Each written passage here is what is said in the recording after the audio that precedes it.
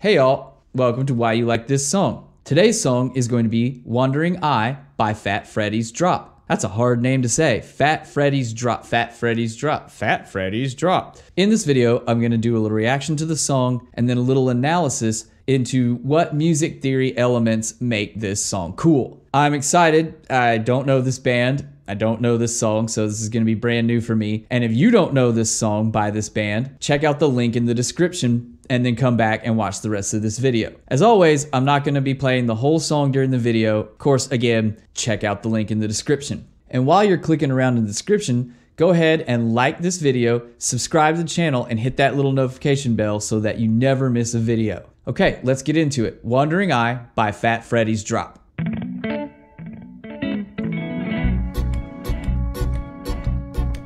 All right, starting out with a cool like delayed guitar thing, but then we jump right into this upbeat guitar part, giving it kind of a shade of reggae, especially with that bass pumping, dum dum dum dum, right on the first two beats. Ooh, cool, low flute, the sexiest of all the instruments, low flute. Oh, more horn layers here. Got some cool harmonies coming in, gives it an old school vibe between the upbeats on the guitar, the low flute, and now we got some saxes and trumpets coming in here. Ooh! Ooh! There we go. That's the groove.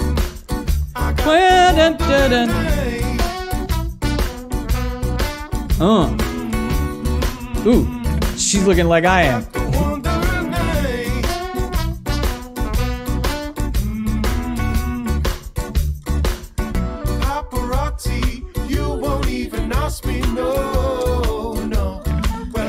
Cool harmony vocals with that low flute again.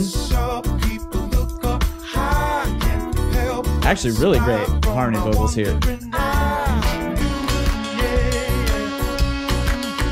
Oh, I like this little ride cymbal pattern here.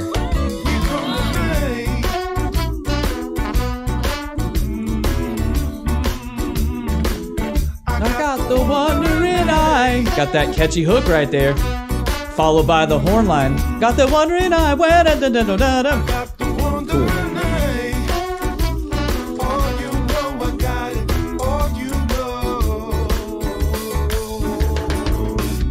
Cool. Ooh. Breakdown, clavinet, keeping that reggae groove going. All around, as they keep on searching, oh, I got it. Yes, I got it. Yeah, bass. Got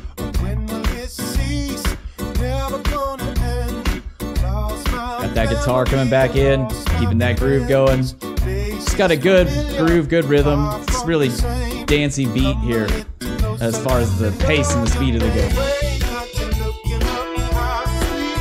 This is a cool build-up throughout this whole section, slowly adding in instrument after instrument. Ooh, here we go. Now this is driving us somewhere right here. I know where this is going already. Unless they pleasantly surprise me. Okay. Oh, I wasn't expecting that. Good for you, breaking it down to just them vocals. All right. Got me faked out. I thought we were building up and gonna hit that last chorus, and then we dropped it back down. Yeah. What? Arpeggiated keyboard and a little groovier, like Latin feel.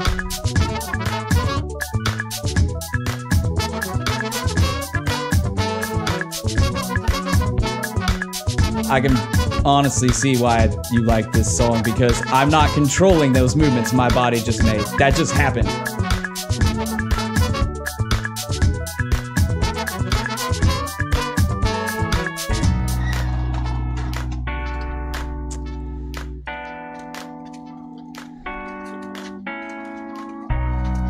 Ooh, ride it out, chill ending. I like it.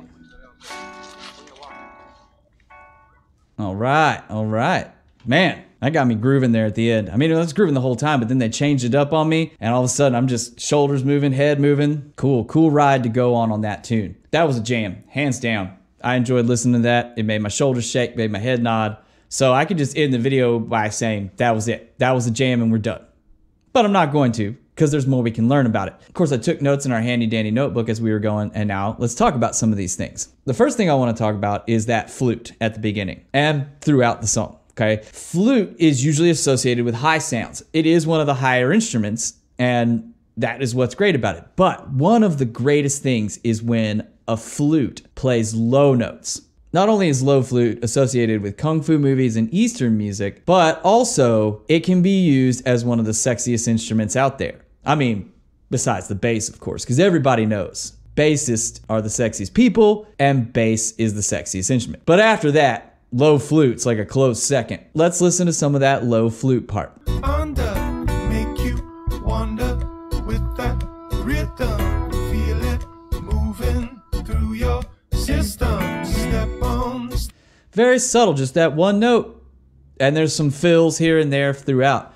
That tone just really adds to the vibe of this song. Again, I don't want to get too deep into lyrics on this channel, but it seems to me that this song's about a dude that has the wandering eye, like as in he's looking around for every female or male, I don't know what this guy likes, that he can see and wants to hook up with. So getting that flute in there really adds to that vibe. This song has a chill, laid-back vibe, but it's at a dance beat BPM.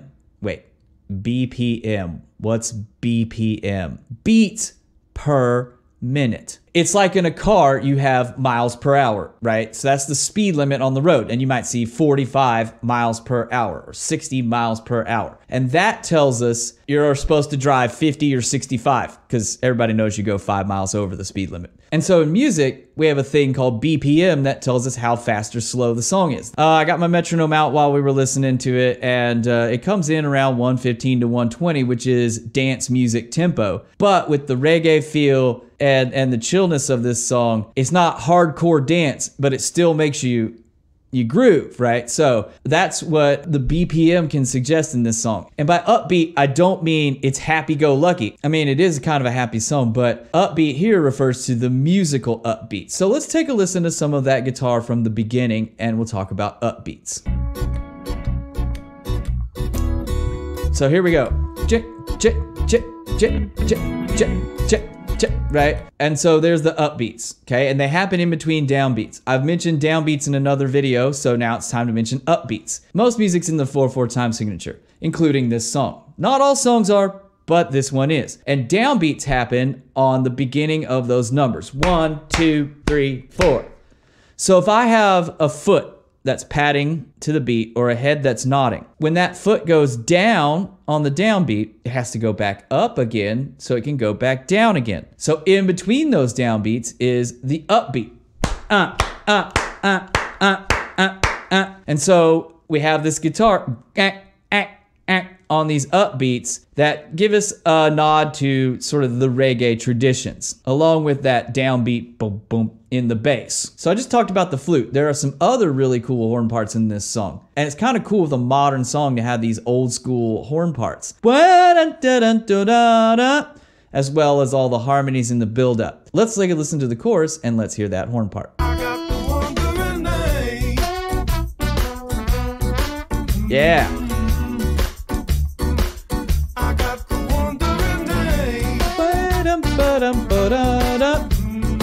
Somewhere towards the end of the second verse, the drummer in this starts playing a cool pattern on the ride cymbal. What's a ride cymbal? Well, as you know, drum kits have drums and then they have cymbals. And there's the hi-hat, which are the two that open and close, and the drummers play those a lot. And then there's crash cymbals. Those are the kind of exploding sounds. But ride cymbals are that little pingy ding, ding, ding, ding, ding, ding, ding cymbal that you hear. People might associate that with like old jazz with that ding, ding, ding, ding, ding, ding, ding. In this song, the drummer does a cool thing right out of the second verse with the ride kind of just changing up the pattern. So let's take a listen to that.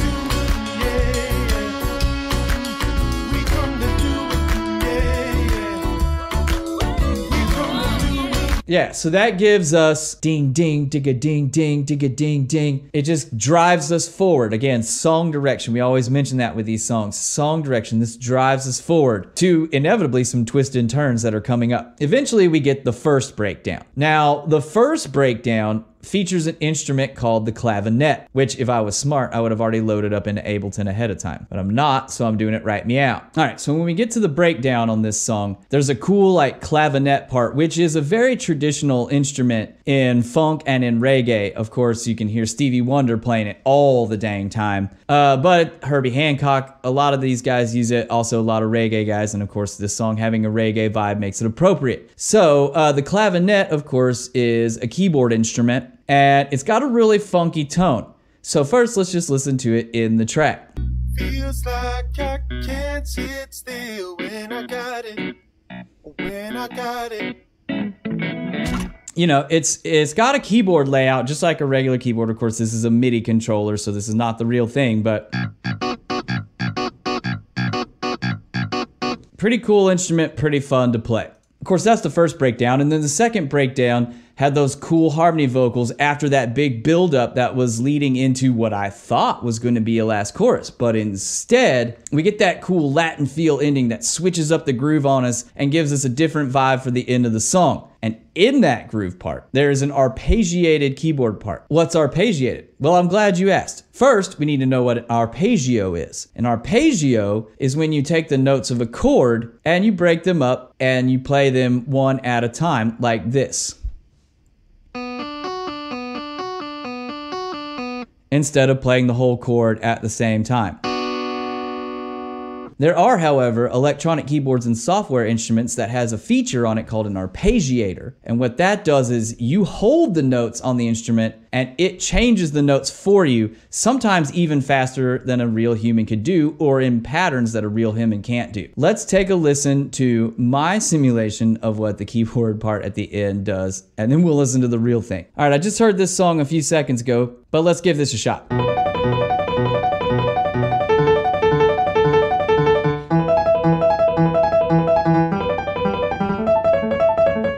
Not perfect, but you get the general idea. So now let's listen to the real thing. All right, so there's those vocals leading into the cool new transition point. And then it fades in.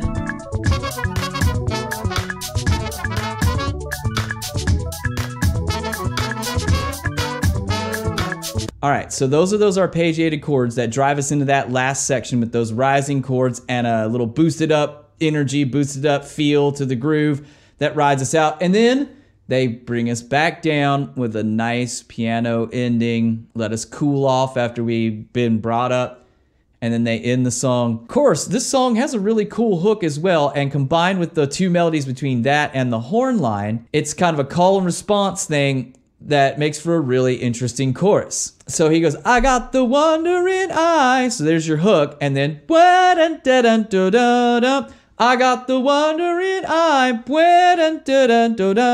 Takes us back to show bands, jazz bands, even a little Broadway in there. Really just giving you a lot of stuff to listen to, but you can sing along to and you can groove to. Great use of the hook and the horn parts. It's a killer song with a killer ending, with a killer vibe, with two really cool build-ups and breakdowns. We got some cool use of vintage instruments within a modern sound, which is really nice with the horns and the flute and the clavinet and all the different keys. And then, of course, we got that reggae vibe going with the upbeats. It's a really fun song. I could not control the way my shoulders and head were moving when I was listening to it. Well, that was Wandering Eye by Fat Freddy's Drop. Again, check out the link in the description. And while you're down there, subscribe to the channel, like the vid, and hit the little notification bell. And in the comments, leave a song that you would want me to tell you why you like that song. And I'm going to sign off as always by saying, see you in the future.